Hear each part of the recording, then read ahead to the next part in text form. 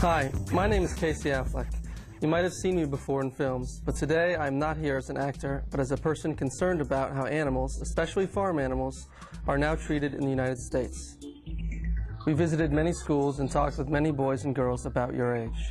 Our first question to them was, describe how you imagine a farm. How do you think animals live there? They just walk around and do whatever they want and live like how they want to live. They have big space to run around in. A place with no gates, no nothing, it is free. Most people, children and adults, think like these kids do. The pictures of animals on farms that we see show us happy, healthy animals running around in open spaces, eating the fresh grass from wavy green pastures, and peacefully sleeping inside nice-looking red-painted barns. But sadly, the reality of the modern farm industry is quite different from these beautiful images. In order to make the most money, farmers want to raise the most animals. They do this by keeping as many animals as they can in the smallest possible space. Farmers pack the animals in dark, huge warehouses where the animals don't have enough space or any of the things they need to live a natural life. Driving on the highway, you would never guess that a building like this one is in fact considered a farm. These buildings are called factory farms. Millions of animals live in these crowded, unnatural conditions every day of their lives, enduring what many people feel is abusive treatment. That's why Farm Sanctuary was created. To save animals from abuse, as well as to educate people about this hidden situation. A place where farm animals can run around, smell the fresh air, and live their natural lives in peace.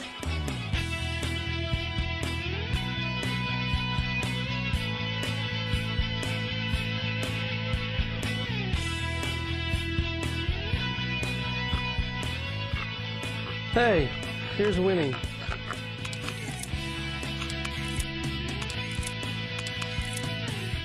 Pigs are amazing animals, but before I say too much, let's see what some of you think about them.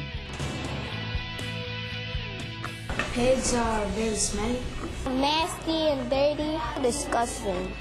Stupid because usually they just sit around, they're lazy and stuff. Pigs, they're really not intelligent because they just stand there honking and eat. That's what many people think about pigs, but that's just because people don't know much about them. Most of us only know pigs as bacon, pepperoni, or ham. We don't get to meet them while they're alive. Let me tell you a few things about pigs. They like to live in groups with their families and friends. They love their families and will look after and defend each other. They constantly make sounds to communicate with each other, even singing to their newborn piglets. Just because we humans do not understand pig talk does not mean that pigs don't communicate. They love to play around and they are friendly to people too. They like to be petted and will happily roll over for belly rubs.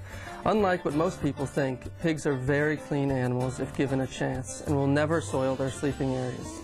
Sure, they like to roll in mud, but there are very good reasons for that. Pigs cannot sweat, so they bathe in mud to stay cool and to protect their skins from sunburn and insect bites.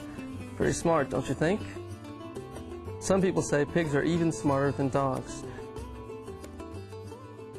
She's happy now at Farm Sanctuary and enjoys the company of her friends and all the visitors who come to the farm. But her story could have been totally different. Listen to this. When she was just a baby, she escaped from a backyard barbecue where she was going to be slaughtered and roasted for a Father's Day picnic.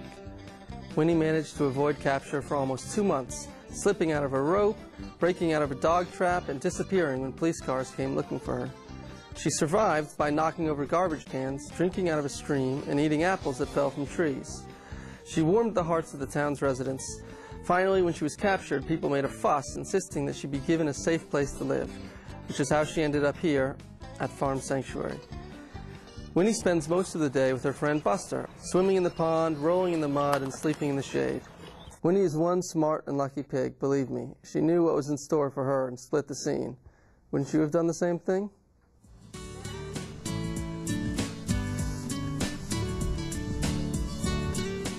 Unfortunately, all of these wonderful qualities of the pigs don't protect them from the stresses of factory farms. There, many female pigs have to spend nearly their whole lives in narrow crates all by themselves. unable even to turn around, just so they can keep producing piglets. Other pigs are so crowded together that they start biting each other's tails and ears out of frustration. None of them get to see the sunlight, swim in a pond, or dig in the dirt like normal pigs in nature. The factory farming system does not think of pigs as animals capable of feeling pain or having emotions. How do you think they feel? Really, really bad. Very crowded, squished, and mad. I think they feel pain.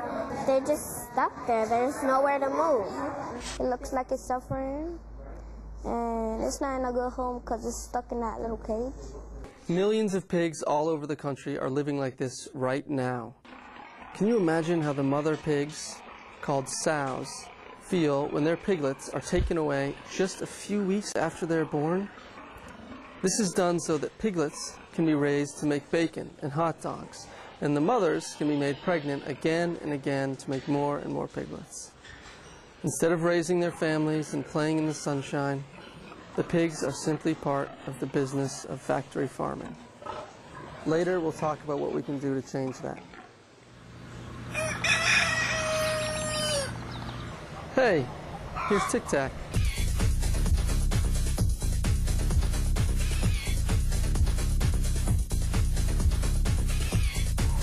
Chickens are very curious creatures. They like to explore their surroundings and use their beaks to peck the soil, searching for food. Chickens have excellent vision, and they are smart enough to recognize many other chickens in their very organized social groups.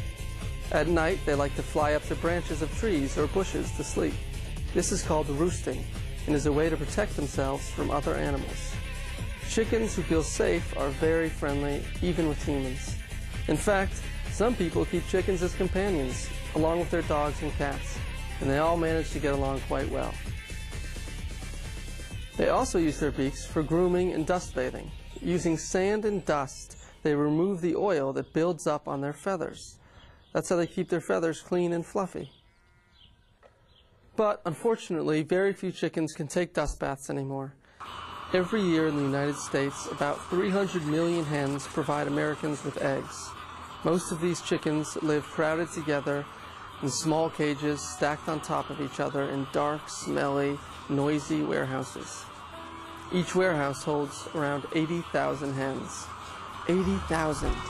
Imagine what that must sound and smell like. These chickens can't even spread their wings, let alone build nests, or roost in the branches of trees, or play, or peck in the dirt with their beaks. When chickens are overcrowded, they get stressed, and they peck each other. Rather than being given more space to move around, the chickens have their beaks partially cut off. Instead of standing on dirt, these cages, called battery cages, have wire mesh flooring that hurts the chickens' feet. They develop all kinds of diseases and deformities because of the conditions in which they live. I didn't know that they were kept like this in a small cage like that. I never knew that. Very sad. And it hurts. Especially when you're taking off the nose. Who would have the right mind to just keep these animals like that? He's like he has no feelings for others. It doesn't look like a very good life for a chicken, but it doesn't have to be like this. Compare how the chickens in these factory farms live with Tic Tac's life. What a difference. Not so long ago, most chickens used to live like Tic Tac does now. But then the factory farming system came into being, and egg production became a big business. It became more important to produce as many eggs as possible in the least amount of space than to show concern for the suffering of the chickens. In fact, Tic Tac used to live in one of these places until she was rescued and brought to Farm Sanctuary. You want to know her story? Tic Tac would have spent her whole life trapped in a cage laying eggs for humans to eat. Then a tornado struck 12 of these warehouses, leaving the buildings wrecked and the hens trapped in mangled wire cages without food or water. Farm Sanctuary and other rescue groups went to the egg farm and began the difficult task of cutting the birds out of their cages and bringing them back to the sanctuary to take care of them. Tic Tac, along with 1,500 others, were some of the lucky ones who were rescued and now live here in this open, safe sanctuary.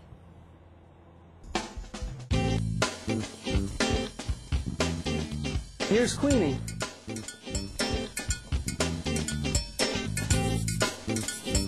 I'll tell you her story, but first, let's learn some interesting facts about cows.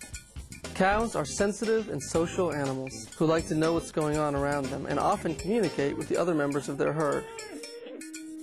Their senses of smell and hearing are excellent. They are very responsive to the way they are treated and can remember both good and bad experiences for years. Mother cows have especially strong feelings toward their calves. Even though they may babysit for several playful calves while the other mothers graze, each mother knows which one is uniquely her own. Many cows even show affection and loyalty for humans. We should treat them the same way we want to be treated. And they need to be in a big field with grass. I think that every animal should have freedom because we have freedom. Why can't they have freedom? Yes, I'll bet that's what all cows would like to have. But unfortunately, most cows in today's factory farms have very little freedom. That's why Queenie ran away. Let's see what you think of her story. When she was a young 500-pound cow, Queenie escaped from a meat market in New York City. She ran through the streets of Queens, surprising motorists and passers-by alike. The police finally tranquilized her and gave her to the city animal shelter. Many people made calls asking the city and the owner of the slaughterhouse not to turn Queenie into steaks, but to let her go to farm sanctuary. Queenie made national news with her escape, making it clear that animals have feelings too, and showing why many people choose not to eat them. She now lives happily with her new friends at Farm Sanctuary. If Queenie hadn't first been sold to the meat market, she might have been used in the dairy industry as a milker. Many people think that cows give milk simply because they are cows, but that's not the case. Just like humans, cows are mammals, so they must give birth in order to start giving milk. And modern technology has caused dairy cows to produce up to 100 pounds of milk a day, about 10 times more than they would produce in nature. And if that weren't stressful enough, mother cows used in the dairy industry also have to deal with having their calves taken away from them, often the very day they are born.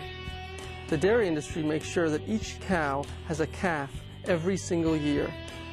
If a cow is a female, she will be raised to replace her mother, keeping the cycle of being trapped, having babies, and giving milk going.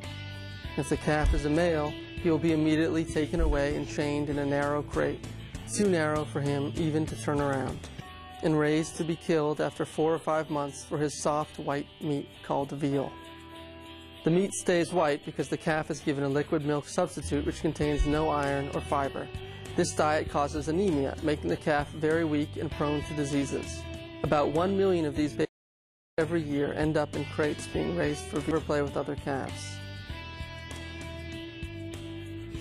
This method of raising calves in crates is considered cruel by many people. In fact, many countries have already made it against the law.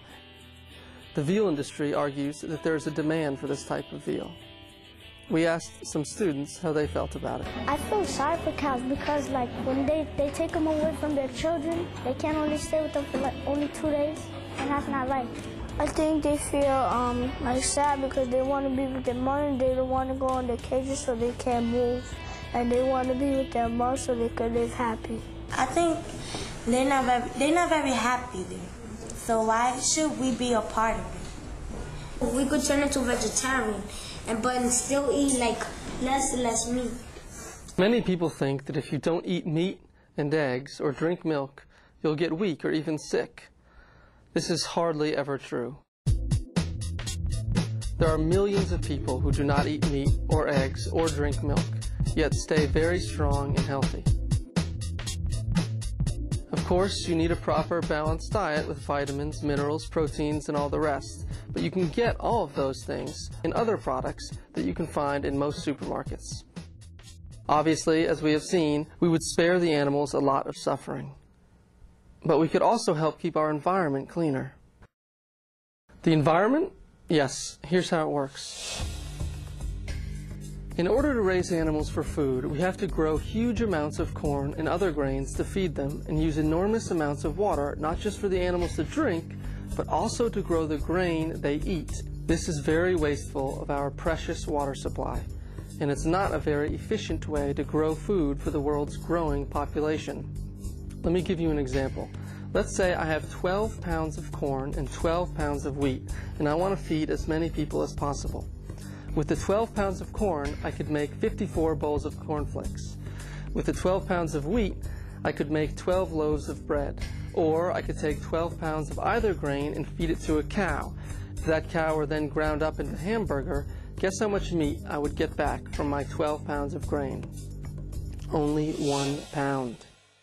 So we could definitely feed a lot more people if we ate the grain directly rather than feeding it to cows. In fact, 80%, or 4/5, of all the corn we raise in the United States is eaten by animals.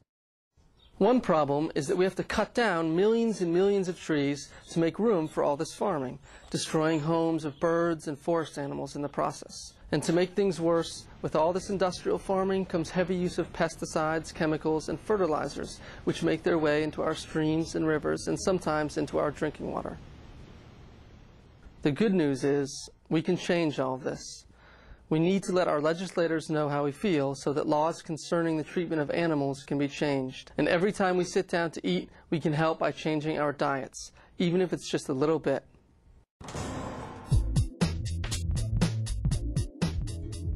I would talk to the governor and tell him if we could have a vote to see who wants them to be free. And we could give them better pastures. And we don't have to keep them cooped up in little pens.